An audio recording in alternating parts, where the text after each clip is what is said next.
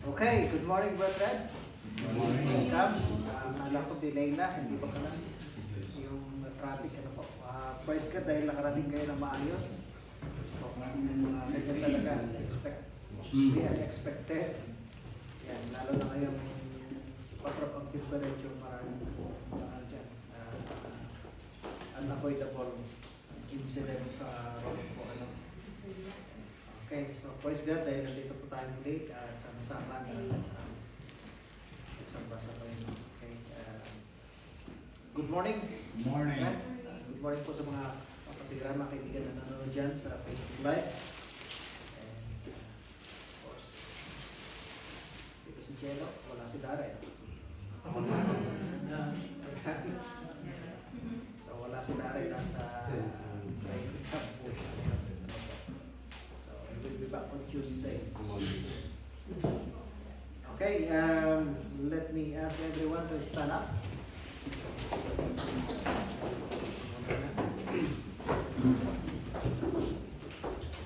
Let's go to the Lord in prayer. Let's pray.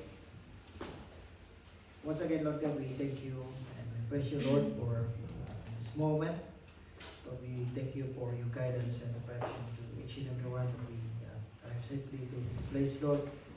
Thank you for your guidance and the traveling mercy which you have given each and every one. And we thank you for today that we're able to gather and worship you. We pray for the cleansing in our hearts, Lord, remove any hindrances, and Lord, can cleanse us through the blood of Lord Jesus Christ, Lord, any sin that you can see. And Lord God, we pray that you bless this moment as we continue in worship. We ask for the Holy Spirit be upon us, Lord, and be our teacher.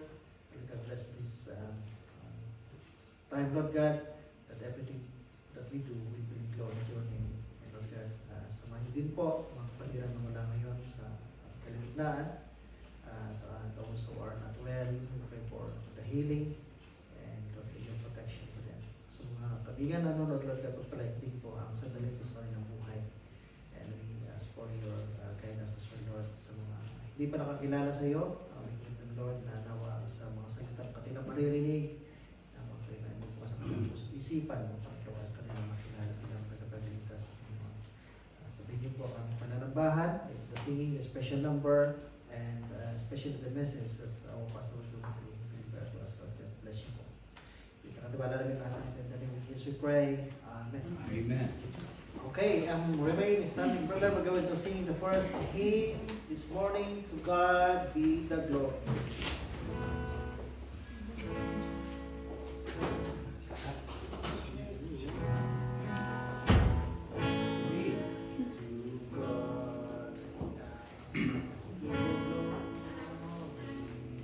Tama ba yung kito? To God be the glory. Ready? Sing. To God be the glory, great things He hath done. So loved He the world that He gave us His Son, who yielded His life an atonement for sin, and opened the life gates that all may go in. Praise the Lord,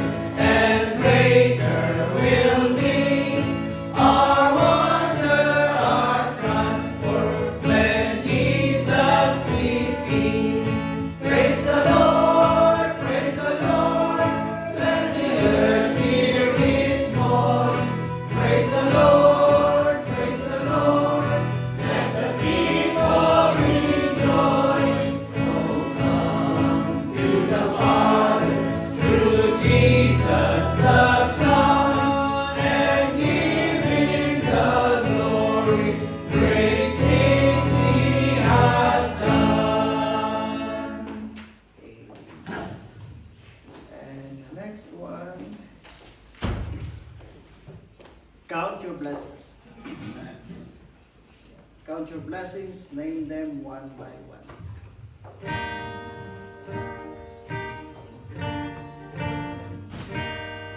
When upon my pillows you are tempest sing me ready, sing.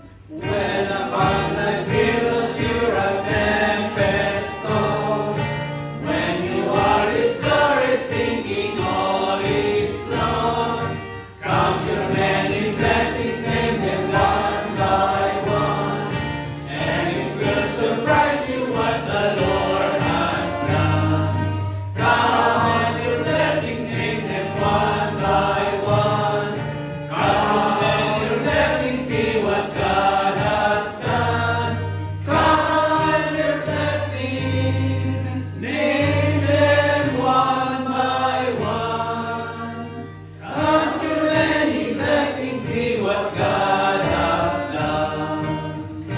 Are you ever burdened with a load of care? Does the cross seem heavy you are called to bear?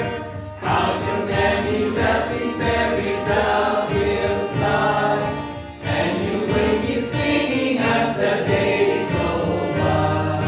Count your blessings, name them one by one. Count your blessings, see what God has done. Count your blessings, name them one by one. Count your many blessings, see what God has done. When you look at others with their lands and gold, think that Christ has promised you His self-control. Count your many blessings, money cannot buy your reward in heaven or your home on high. Count your blessings, name them one by one. Count your blessings, see what God has done. Count your blessings, name them one by one. Count your many blessings, see what God has done. So amid the conflict, whether great or small, do not be discouraged, God is over all. Count your many blessings, angels will attend, help and comfort give you to your journey's end. Count your blessings, name them one by one. Count your blessings, see what God has done. Count your blessings, name them one by one. Count your many blessings, see what God has done. Thank you.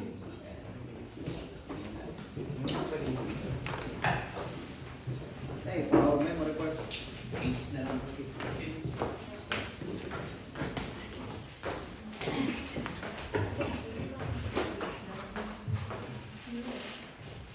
First Thessalonians 5:16. Rejoice evermore. First Thessalonians 5:17. Pray without ceasing. 1 Thessalonians 5:18, in everything give thanks, for this is the will of God in Christ Jesus concerning you.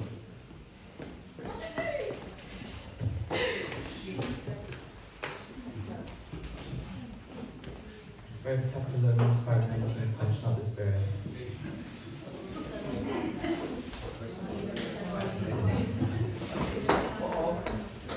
First Thessalonians chapter 5 verse 20. Despise not prophesying.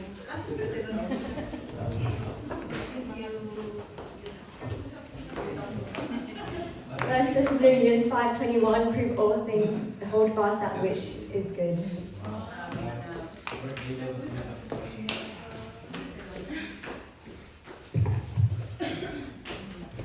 First Thessalonians chapter 5 verse 22, abstain from all appearances of evil.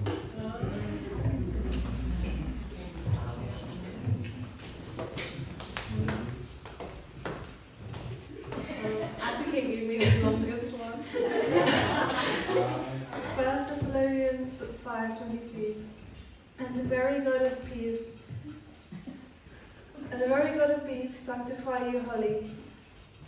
And I pray, God, your whole spirit and soul and body be preserved blameless until the coming of our Lord Jesus Christ.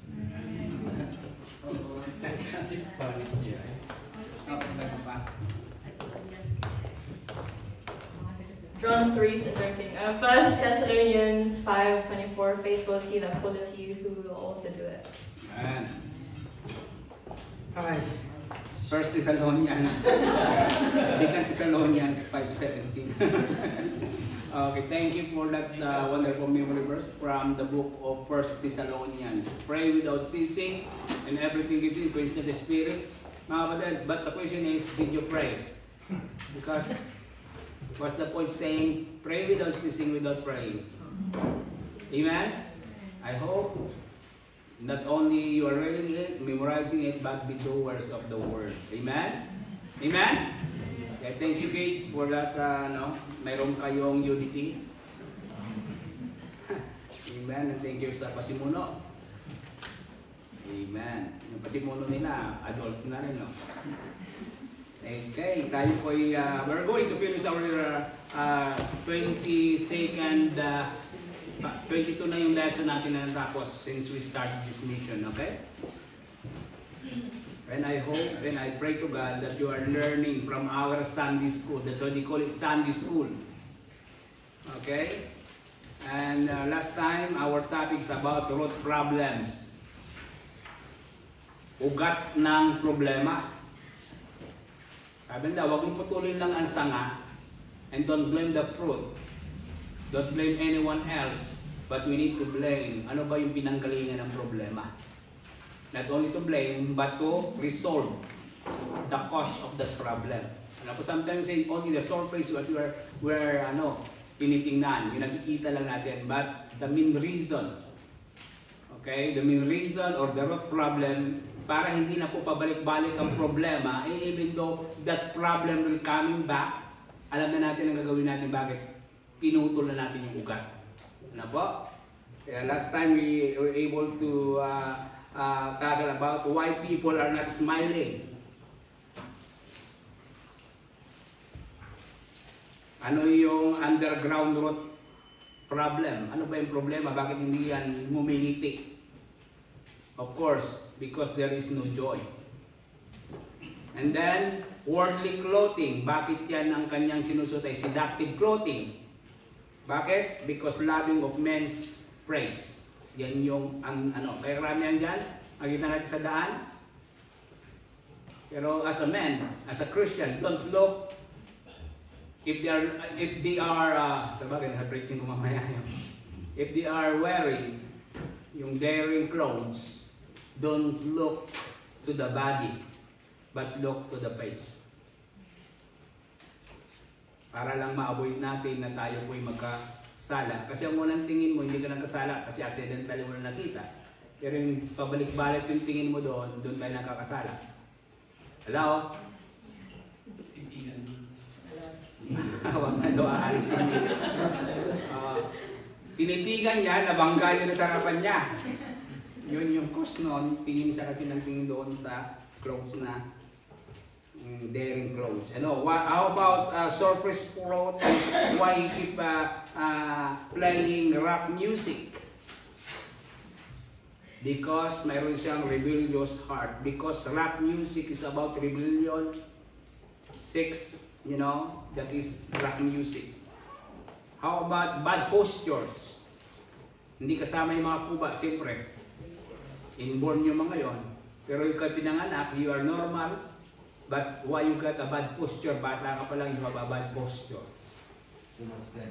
Too much gadget or laziness.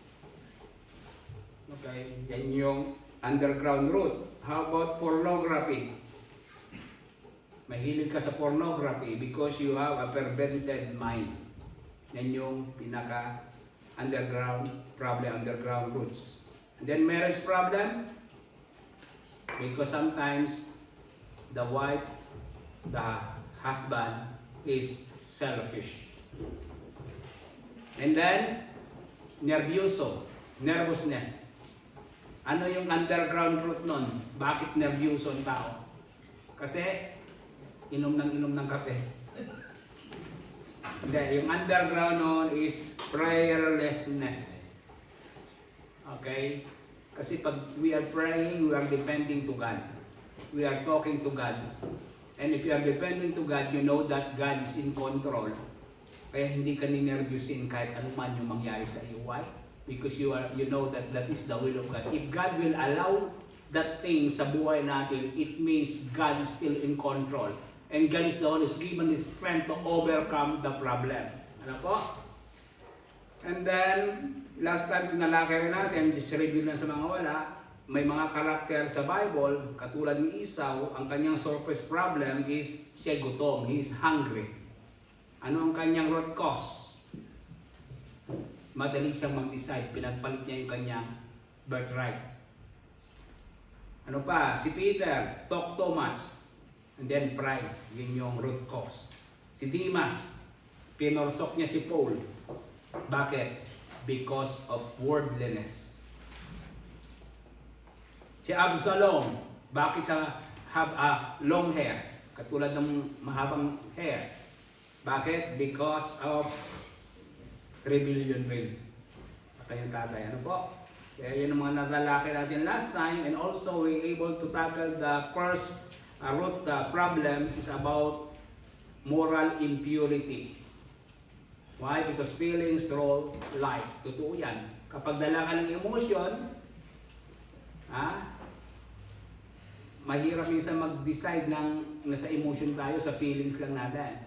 Okay, but pinag-aralan natin about moral impurity, Matthew 5:28, but I say unto you that whosoever looketh the woman with to lust after her hath committed adultery with her already in his heart. And also in 1 Corinthians 6:18, review na lang ito, flee fornication.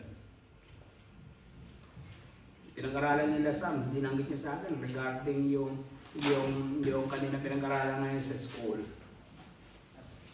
What is that? Contraceptives. Kasi nabanggit ko yan last time. Dito tinuturo na, high school pa lang, contraceptives. Even in primary, they are about sex education. Okay? Ngayon, tinanong siya ng teacher niya. Kasi pwede daw makabuntis, ganyan-ganyan. Eh sabi niya, as pinag-aralan natin last time, that is fornication in God. I'm not going to do that. That is fornication. Sex out of marriage, that is fornication if it is single. That's why here, we condemn that. Amen? Flee from fornication, the Bible said. Pag sinabi yung fornication, it's just like adultery sa babae yan na may asawa, at sa lalaking may asawa, and they commit adultery kapag may asawa rin yung pag single, in this country, they allow the legal yung magsama ng hindi kasal. It is about civil partnership, ang tawag dyan? Partnership. Kaya may mga tanong dyan, married, single, or in partnership. Kaya sa ating mga batid, we condemn fornication, condemn adultery. Amen? Ano pa? Like Samson, may pangaral ng mga magulang. Do you remember Samson? Sabi siya, huwag siya mag-aasawa. Just like sabi, do not be equally yoked with the unbelievers. Huwag daw tayo makipamatok sa hindi mananampalataya if you are a Christian. That is the pamantayan ng salita ng Diyos. And the Word of God we're not going to change because it is perfect, it is pure. If you're going to follow the Bible in your life, maisasaayos yung buhay mo. You can avoid adultery and fornication if you're going to follow yung pamantayan ng salita ng Diyos. Amen? Kaya sa mga anak natin, thank you. At we are able to share to them the Bible.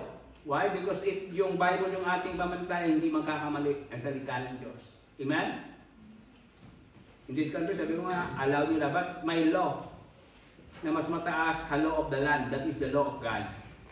Even the moral law. Dito, LGBTQ, they are very proud. And that's why they call it pride. And the pride is, ano sabi niya? Pride, go it before destruction. And God doesn't want, alam niyo ba si Satan's sin is pride. Kaya sabi ng Bible, as a Christian, we need to be humble. As a children of God, we need to be humble. We cannot boast anything before the Lord. But this word will tell you na dapat maging proud kang tao. Hindi proud na sasabihin ko, I'm saved, I'm going to heaven, I'm going to die. I am a sinner, only with the grace of God ako ay na-saved. Hindi yung pagmamayabang, wala tayong pagmamayabang doon. Paano pagmamayabang? Wala kang share sa kaligtasan mo. Amen? You cannot boast anything na wala ka namang share. Pwede ka mag-share. Nagpatayo ako ng bahay, akin yung ginamit, akin yung pako na di-size dyan. Sa kaligtasan ni isang kuting, wala tayo naiambag sa kaligtasan. Only by the grace of God. It is the gift of God. Amen? Tinanggap pero tayo may pagmamayabang. Kaya sabi, ang yabang yun ng mga Baptist, you know you are going to heaven if you're going to die. Hindi pagmamayabang yun. That's why the Bible, these things I have written unto you upang inyong malaman na kayo ay may buhay na walang hanggan. Nasa Bible po. Amen?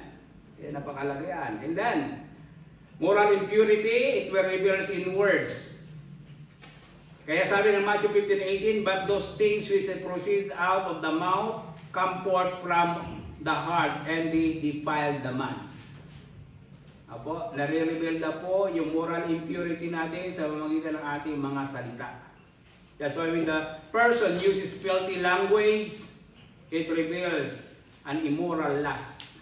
Dirty jokes and cursing don't just slip out of your mouth.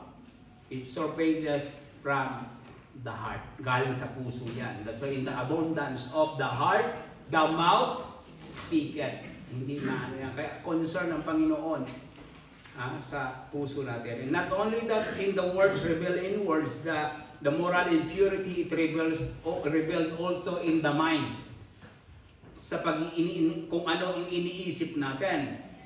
Why? Because God is concerned about what Christians think. And the Bible speaks filthy dreamers. Dreams are simply our mind unwinding at night. Okay? It means that fantasies of immorality reveal a wicked heart. When someone takes something dirty that was intended to be clean, it reveals in immoral root. Yeah, it reveals in mind. Not only that, it will reveal in clothing, sa pananamit. Sabi ko nga, kapag susuot tayo ng damit, siguraduhin tayo na hindi naman malaswang tingnan.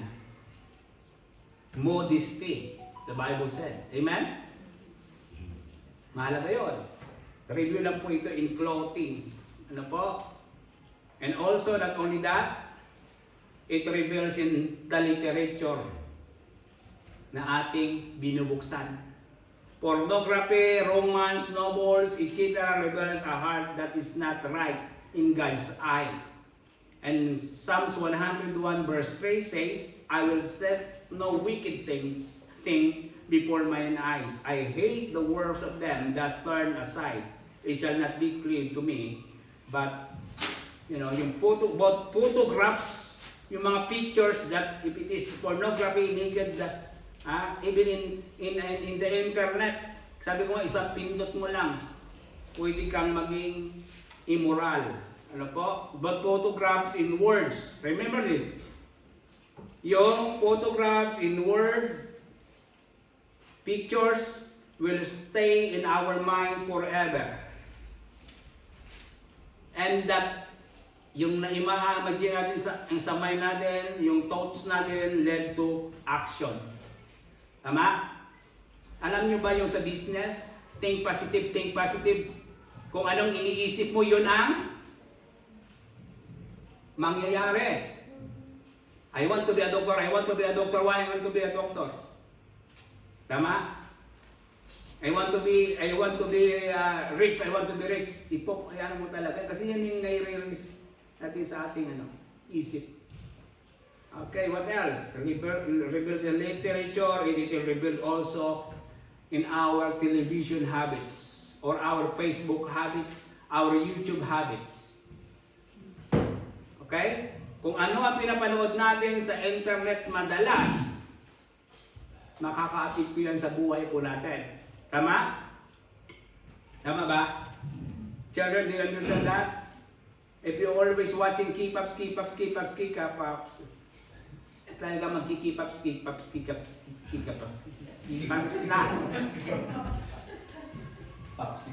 Ha? Kaya sa television, the road of immorality is fertilized. Kumbaga yung ugat na sa puso mo na fertilized by watching soap operas. Alam niyo yan mga batad, Korean drama. And you're not paying attention with your husband when you're talking to you because subtitle po kasi Korean ang salita, binabasa mo kaya pag nagsalita yung husband mo, you're not listening because you need to read the subtitle. And they will yell at you. And I said, do you understand what I'm saying? At least parang useless ako. Why? Because my subtitle, Korean ba naman, tinatranslate sa English. Kako narinig ba man sinasabi ko? Ako yun, sinisisi, pinanood niya yan eh. Pati yung yung landing na yan dati. Nabahaba niya ng ano na yan. Alam niyo yung kwento nung crash landing on you? Yung napunta sila sa North Korea. Accidentally napunta doon, tapos ang sundalo. Kasi napanood nyo, no? Oo. If you cannot win them, join them.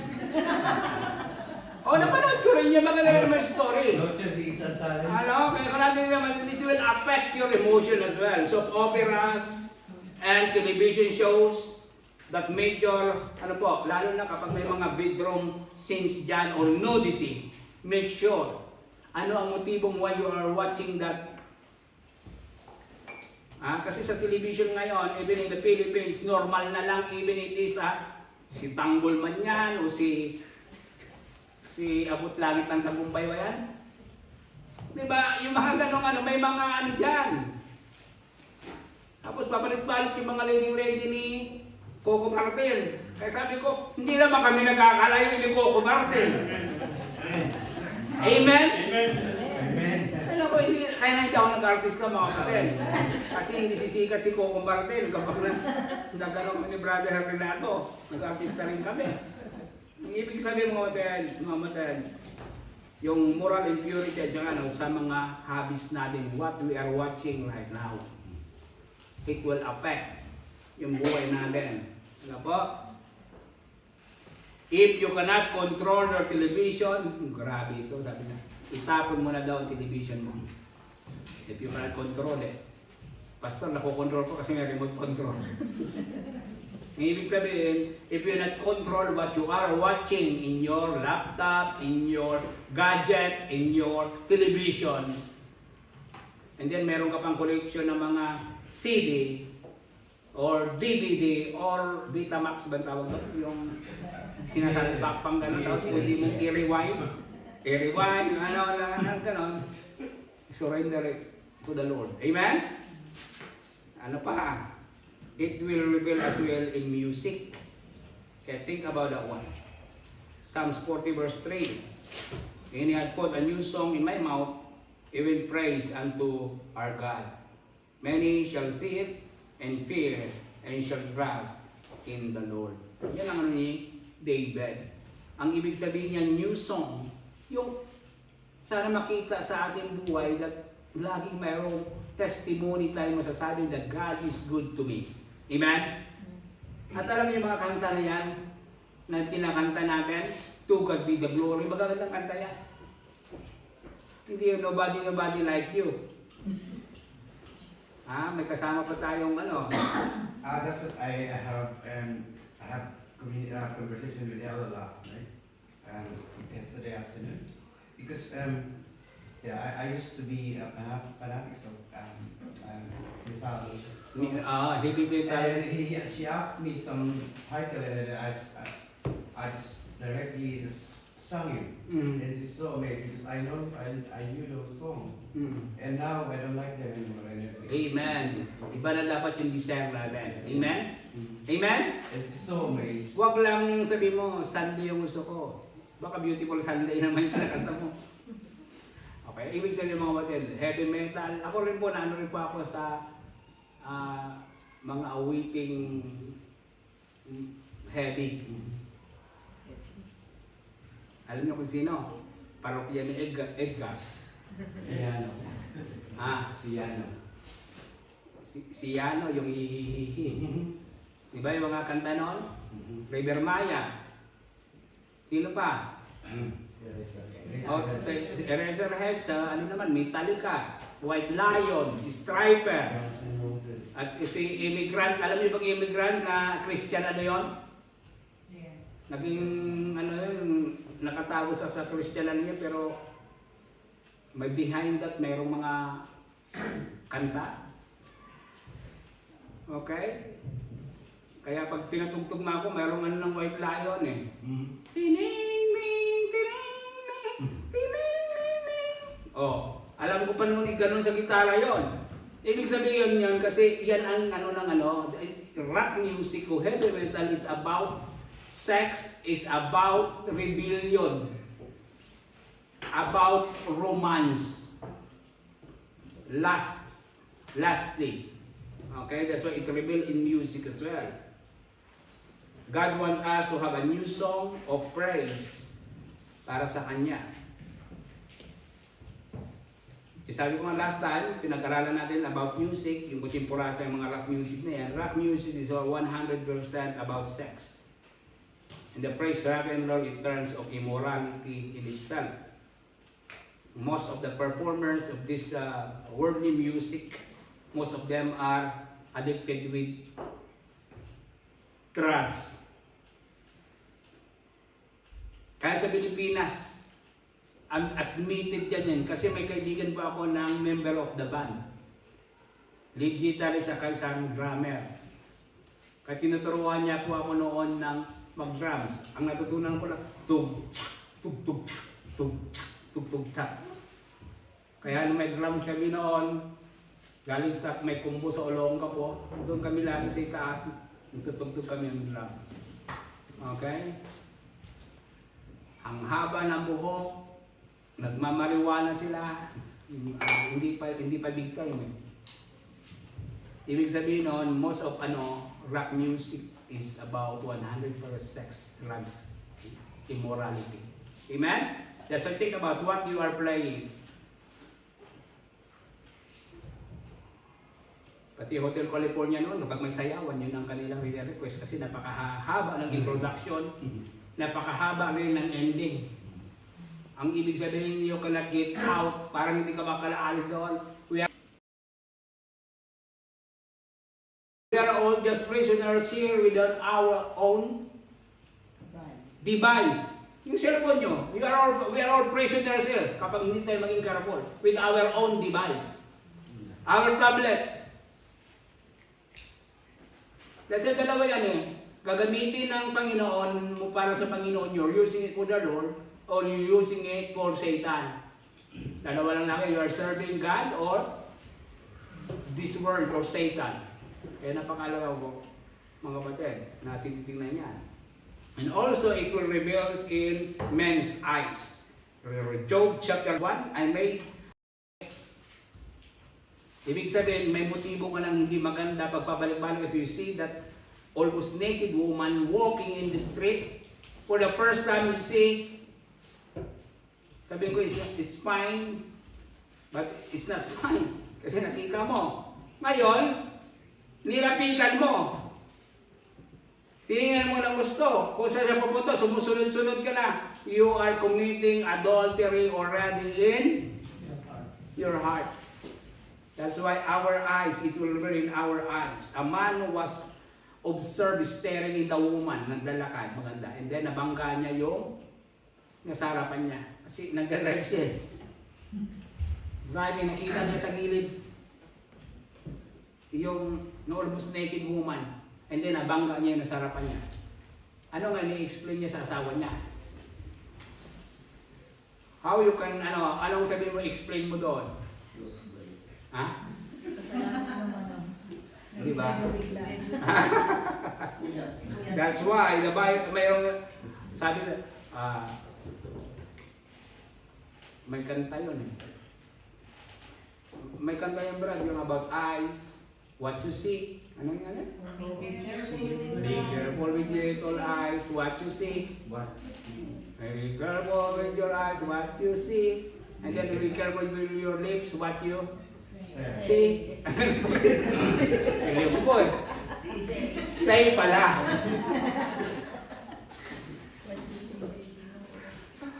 Ilong ko yung kumanta. Be careful with your little lips, what you see. At the eyes pala. See pa rin. Ibig sabihin mga kapatid, our eyes. Binigay yan sa atin. Dalawa yung tinitingnan niyan, eyes natin. If you believe with negative and positive, even our reasoning, we have dalawa ang ating reasoning. Amen? Isang negative at saka isang negative. Ano nakikita natin? Mayroong negative dyan, may down side and may upside. Tama ba? Tama ba yung English ko? May downside, ako may downside ako, and then may up. Oo, para negative, positive. But sabi ko sa misis ko, iba-balance natin. Ano mas nakakarami, positive or negative? Ngayon, huwag ka na makipag-argue sa akin kapag mas marami ang positive. Amen? Kasi sa buhay natin, kailangan kung ano nakakarami at nakakaano yung tama, yun, doon tayo. Amen? Kaya mahirap na sasama pa loob mo, sasama rin loob ko. Dahil pinilit mo yung may tama ka, may tama rin ako. Kaya dalawa tayo nagkakatamaan. Nakukuha niyo po. May tama siya, may tama rin ako. Kaya kami nagkakatamaan. Tama? Tama. Okay. Si Jerry nandiyan naman yung bro, naiintindihan mo? Ay salamat, may nakakaintindi sa akin. Ngumiti si Jerry, ibig sabihin naiintindihan niya. Ganun minsan ang mag-asawa. May tama ang isa, may tama rin yung isa, kaya nagkakatamaan. Isa ako palagi. Amen. Okay. Yan. Yan po yung mga bagay na ito na kung saan makita natin. Yung mata natin, ingatan natin, yung music natin pinapatugtog, yung television, yung gadget natin na ginagamit, yung mga literature natin binabasa, tinitingnan. Kaya sinabi mo last time ni Brother Ronald, sa Pilipinas, madalas niya binibili ang diaryong Tik-tik. tik-tik, abante, Primate. lahat ng may mga Front page. front page. Pati dito, meron sa UK, yung aming residente, yung lagi yung kanyang binibili, comeback yun. Pero yung front page lang tinitingnan niya. Okay, ibig sabihin mga kapatid, immoral mind. Amen? Kung sa puso mo yun ang mga, at yun ang gagawin mo isang araw. And we need to be careful. Then, that is root. Problem root number 1, and also that is moral impurity. Pangalawang root natin, yan, meron pa tayong 15 minutes. Hebrews chapter 12 verse 15. Sometimes, the root problem is the circumstances sa buhay natin. Kung ano man ang nangyari sa buhay mo, yun ang daladala mo, nandoon yung kapaitan, the bitterness. Hebrews 12:15, sabi niya, looking diligently lest any man fail of the grace of God, lest any root of bitterness springing up trouble you, and thereby many be defiled. There are usually two reasons people get bitter. Tama ba yung English ko? Ano lang ha? Bitter. Naintindihan niyo ba? Spelling ko lang, B-I-T-T-E-R. Baka magkamali pa ako. Okay? Isa bitter. Ampalaya, mapait. Masalimuot na nangyari sa buhay mo. Okay? Kaya nagkakaroon ka. Ano daw yun?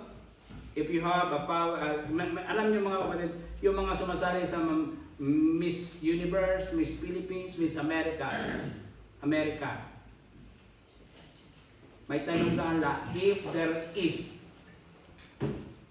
kung mayroong aayusin sa mukha mo o sa katawan mo, mayroon ka bang nais iparetoke? Anong sagot nila? 70 to 90%, sasabihin nila, I'm not. Hindi perfect yung kanyang gusto niyang ipaayos ng kanyang katawan, ang kanyang ilong, ang kanyang tainga. Lahat po ito nakikita niyo rito, original pa po ito. Maliban sa ngipin ko. Ang ibig sabihin, mayroon siyang ano sa puso niya na parang gusto siyang palitan sa buhay niya. Okay, kaya yung sa mga problema. Sabi niya, all 50 Miss America contestants have once asked the same question.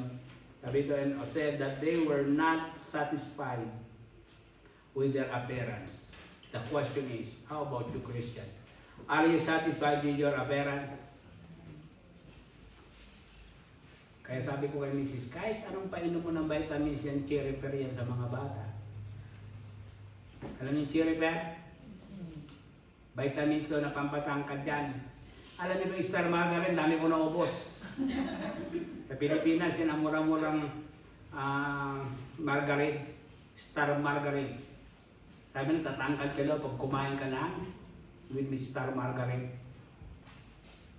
Yan, nagkaroon ako ng high cholesterol.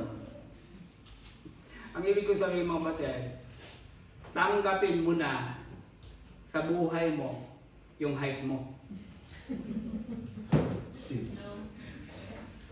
Do you think I am insecure with my height right now? Natutunan mo na tanggapin mo. Sa basketball nun ako ang pinakamaliit. Pero binigyan naman ako ng Panginoon ng talent para makalusot sa malalaki. Okay mo, naka 54 points ako in just championship game. Sa height kong 5'2" with shoes. Kasi napakabilis ko po noon. I am 100 meter gas champion sa takbuhan before. Ngayon isip na lang. Mythical 10, mythical 5. Athlete of the year po. Boy Scout of the year pa, kaya lagi akong handa. Yan yung guro lang sport. Sa inyo na yan. Discarte lang ako. Kaya mabuti na, naka-diploma ako. Ngayon, discarte na lang. Anong ibig sabihin mga kapatid niya? Okay, ba't napunta doon? We need to be satisfied for what God has given us. Before we are born, we are formed in our mother's womb. Amen? Alam ng Diyos yung magiging height ko. Alam ng Diyos yung magiging circumstances ko sa buhay.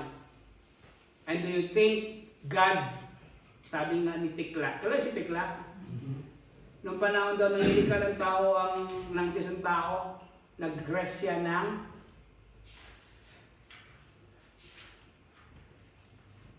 pang-7 araw, nag-rest si God.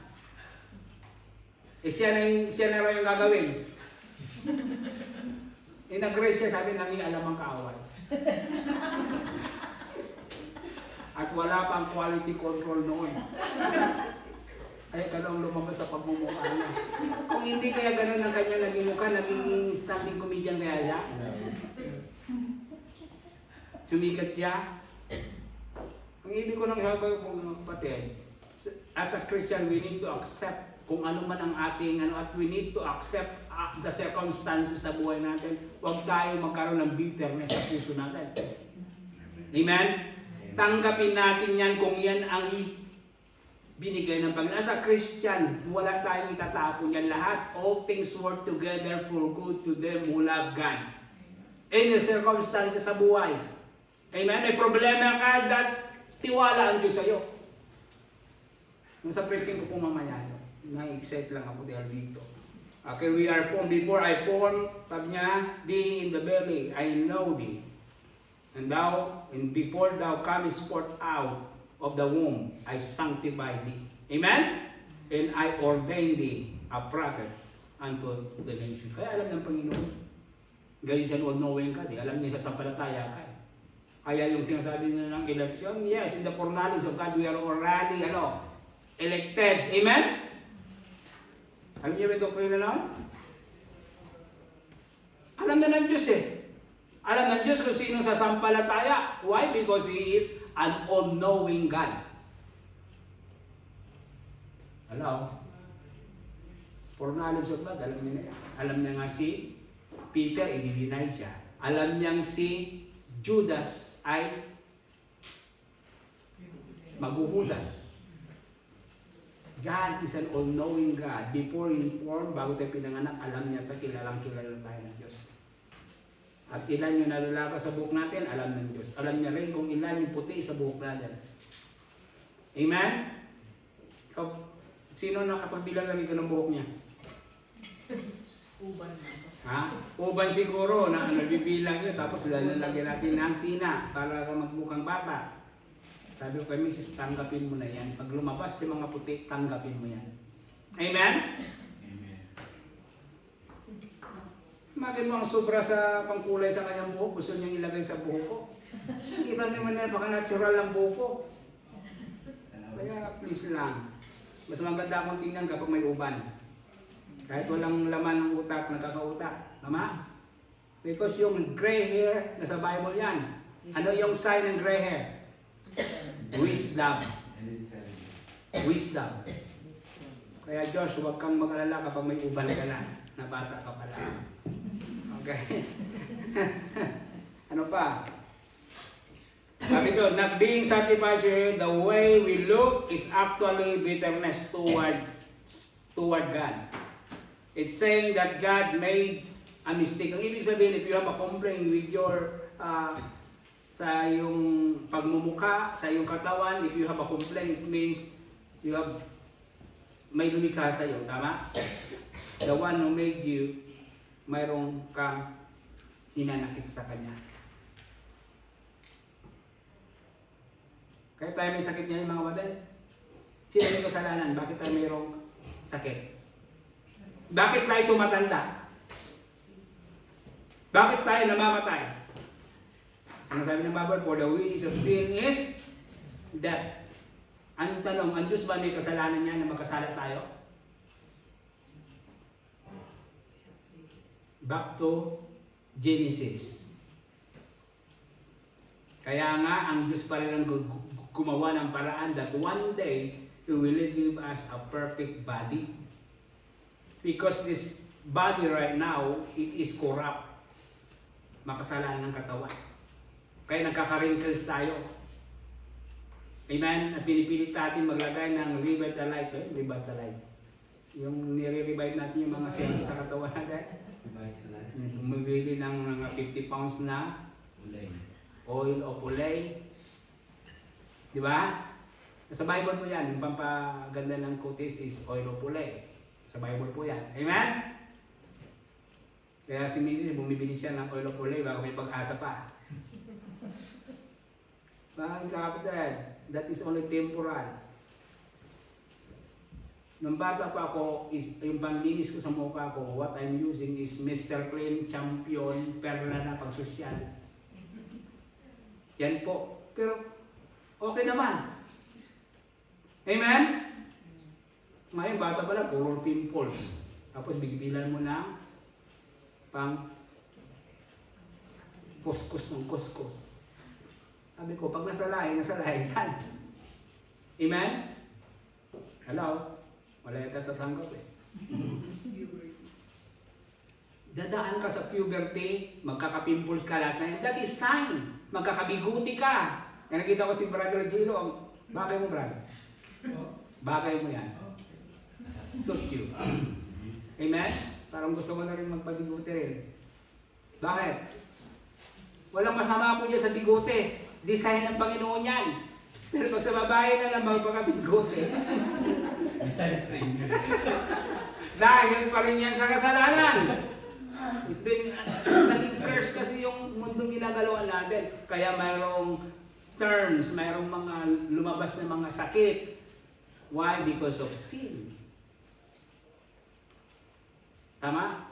Kaya ka ngayon nagtatrabaho ng patay-patay because of sin. Dapat kakain lang tayo doon sa Garden of Eden. Dadami rin naman yung tao. Pero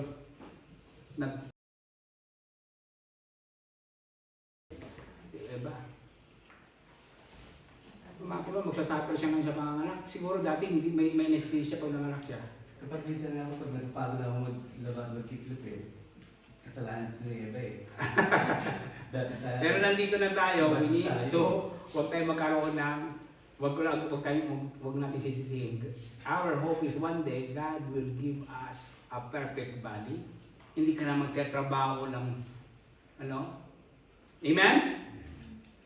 Yun na lang ang blessed hope natin. Kaya while we're waiting for the coming of the Lord, do something for the Lord. Amen?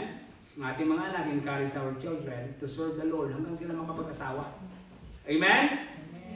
One day, dadami tayo. Bakit? Pag nag-asawa na yung mga yan, dadami rin tayo. May apo na. Kaya sabi ko, si Noah, ilang years siyang nag-preach. Brad, still remember how many years nag-preach si Noah? 120. Ilan yung naligtas? 8 lang sila. Tayo, hanapin mo galing sa Diyos, talagang kausap niya pa yung Diyos. Nag-preach siya ng 120 years. Tapos 8 lang yung naligtas. Kaya, it is an encouragement to me. Sabi ko, kahit 5 pamilya, 6 hanggang dumating ang Panginoon as long as they are faithful serving the Lord. Amen? Amen. Siyempre ba, yung professional, wala pang isa palang professional dito, magiging sigilo sa sila professional, mga anak natin.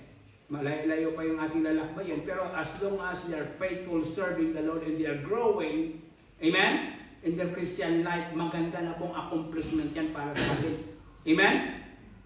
Hello? 120 years. Nag-preach siya. 8 lang kanyang family na naligtas. Think about that. Kasi na-motivate ako. Sabi ko ba? Mas marami sa akin, hindi lang 8. Kaya sabi ko kay misis ko, nabuhay lang yung anak natin, 8. Kung nabuhay yung anak namin, 8 sana. Sabi niya, ikaw kasi, dapat nadagdagan pa natin eh. Kako, ba? Huwag mo akong sisisihin. 2 lang ang binigay ng Panginoon sa atin, wala tayong sisisihin dyan. Amen? Binigyan pa nga tayong 2, dapat nga wala eh. Sabi nga lang, mag-adapt lang tayo, binigyan pa tayo ng 2. Amen? You must be thankful for that. Kahit anong pilit natin na dumami tayo, gusto mo magpa-inject ka eh. Baka ko wala na eh. Ang ibig sabihin mga Panginoon, huwag mo sabihin na, sayang, dumami pa sana yung anak natin. Kapag inalaw ng Panginoon lahat. Amen? Kasi nakita niya maganda pa ng lahi ko eh. Pag maganda daw lahi, paramihin. Mga batid, kung isa ang binigyan ng Panginoon sa iyo, yan lang ang pasalamatan mo sa Panginoon. Amen?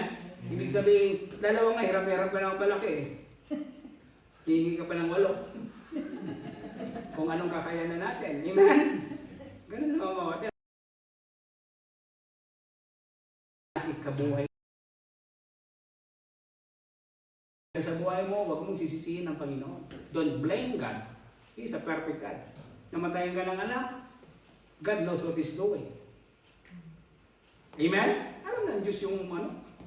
Alam niyo ba si Joseph Smith, namatay yung mga bata niya na kasi nasa Mormon lang. Namatay na maaga yung iba niya mga anak. Bakit? Kasi pag lumaki yung mga iba niya mga anak, baka naging kulto rin. Thank you for that one. May purpose ang Panginoon. Tayo ba tayo manalangin? Hindi ba natapos? May isang kunti na lang. Matatapos na natin. Amen. Let us pray. Heavenly Father, Lord, we thank you once again for our Sunday school about the problems. Ngayon, salamat po for the Holy Spirit of giving a wisdom and understanding. We thank you, O Lord, na almost we are complete, Panginoon, dito po sa mission. And I pray, Lord, that you bless mo rin si Darren sa kanya pong pag-stay doon sa lugar kung saan siya, Panginoon. Ingatan mo siya hanggang sa kanyang pagbabalik this coming Tuesday. And your prayers are for everyone here, O Lord, na sa amin pong bubulay-bulay today with your words, Panginoon, meron kami natutunan. And one day, O Lord, our children will grow in their faith and they will stay faithful until you come, Panginoon. We're praying as well for our worship service. Ikaw siya patuloy na manguna. In Jesus' name we pray. Amen. Okay, break lang po tayo and then we're going to start our Sunday service.